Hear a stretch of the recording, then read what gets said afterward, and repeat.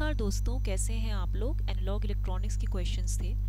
तो मैंने आपको एक क्वेश्चन होमवर्क दिया था। The reduction in the gain of an RC coupled amplifier at high frequency is caused by biasing resistance, internal capacitance of transistors, coupling capacitors in the circuit or the output resistance of transistor.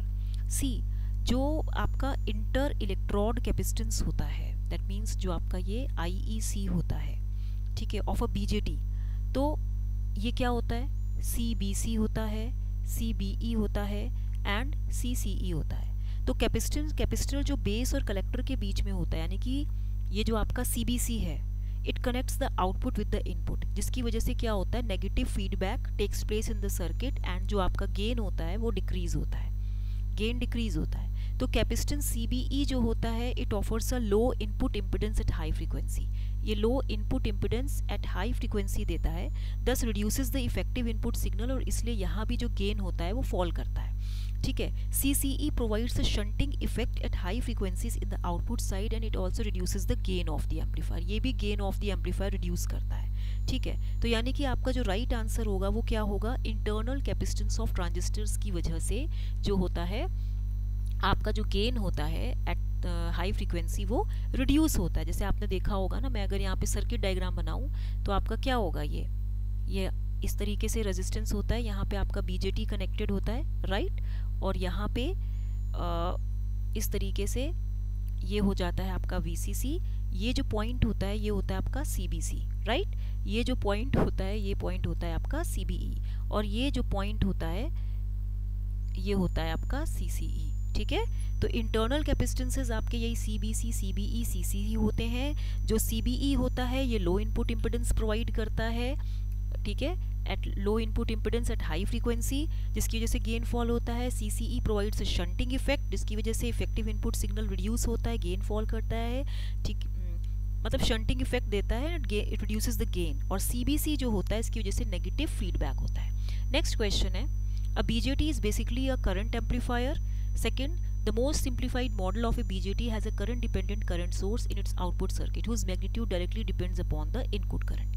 हमें बताना है both are true or not true, assertion and reason है। तो इसमें क्या है आपका कि both जो हैं आपके A and R are individually true and R is the correct explanation of A। ये और ये दोनों true हैं, both are true and R is the correct explanation of A, ठीक है। क्यों है, अब देखिए BJT जो होता है, it is a current to current amplifier. BJT is a current to current amplifier होता है with a very low internal input impedance, जिसका very low internal input impedance होता है, ठीक है, and very high internal output impedance होता है, and very high internal output impedance होता है, ठीक है। If we measure collector current and base current, अगर हम कलेक्टर करंट और बेस करंट को मेजर करेंगे, so we find there is a current gain beta, एक बीटा होगा which will range from 50 to 150 normally, जिसकी वैल्यू 50 टू 150 होगी, ठीक है।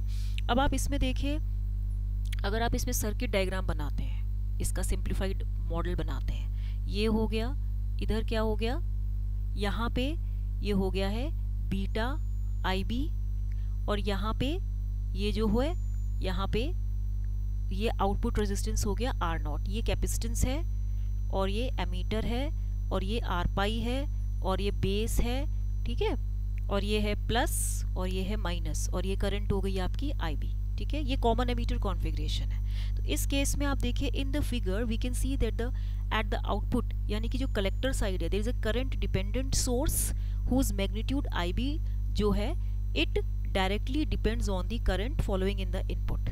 जो मैग्नीट्यूड करंट सोर्स है आपका, ये करंट डिपेंडेंट करंट सोर्सेस का जो मैग्नीट्यूड है directly depends on the current flowing in the input.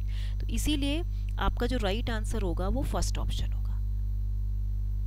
A BJT is a current amplifier because the most simplified model of BJT has a current dependent current source in its output circuit whose magnitude directly depends upon the input current। Next question है, a two-stage RC coupled amplifier has a stage gains of 30 and 40, the overall gain is, ये तो बहुत आसान है।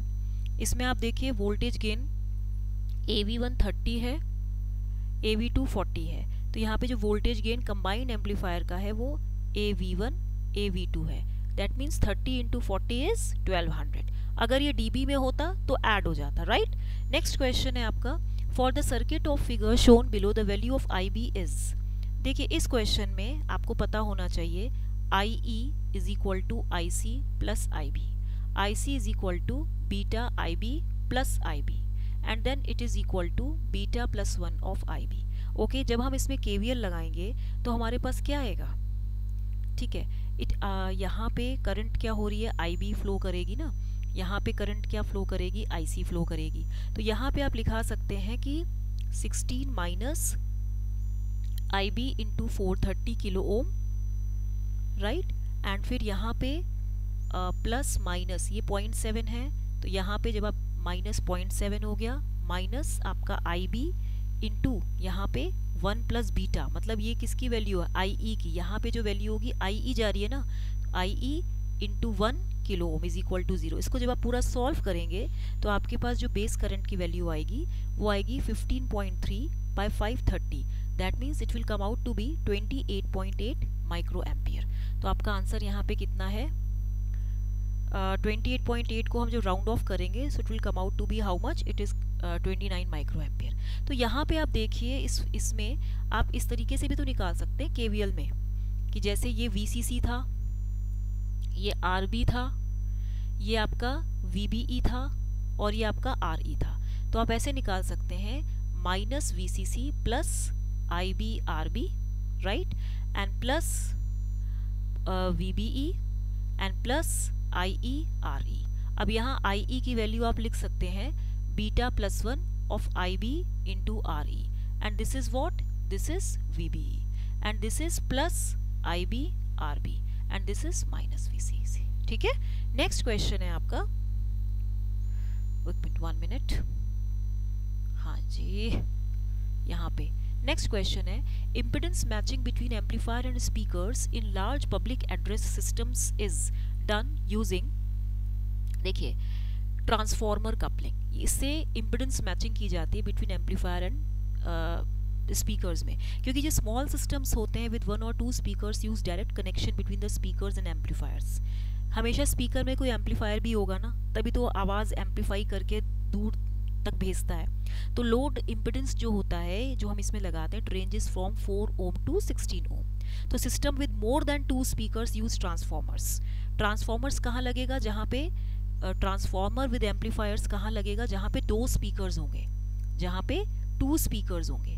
ठीक है, the system with 2 speakers, more than 2 speakers use transformers and the amplifier and the speaker and add the speaker to simplify impedance matching and reduce line losses। तो इन systems को हम distributed line systems बोलते हैं, 100 volt systems बोलते हैं। transformers क्या करता है, they are used to convert the impedance of each speaker to a higher value। ये हर एक speaker के impedance को क्या करते हैं, कन्वर्ट करते हैं to a higher value, higher value में इसको कन्वर्ट करता है। And to convert amplifiers output impedance to a corresponding high value, amplifier की भी आउटपुट इंपेडेंस को उससे भी ज़्यादा हाई वैल्यू में कन्वर्ट करता है। तो इसीलिए इंपेडेंस मैचिंग अगर हम एम्पलीफायर और स्पीकर में यूज़ करते हैं तो उसमें हम ट्रांसफॉर्मर कपलिंग यूज़ करते हैं, क्योंकि ट्रांसफॉर्मर क्या करता है, ये स्पीकर में लगे इंपेडेंस को कन्वर्ट करता है हायर वैल्यू में, और जो एम्पलीफायर में भी जो आउटपुट इंपेडेंस होता है उसको कन्वर्ट करता है उसके हायर वैल्यू में। ओके, तो ये आपका था। तो अगर आपको मेरा पढ़ाने का ढंग अच्छा लगा हो तो इसको लाइक शेयर सब्सक्राइब करना मत भूलिएगा। Thank you very much.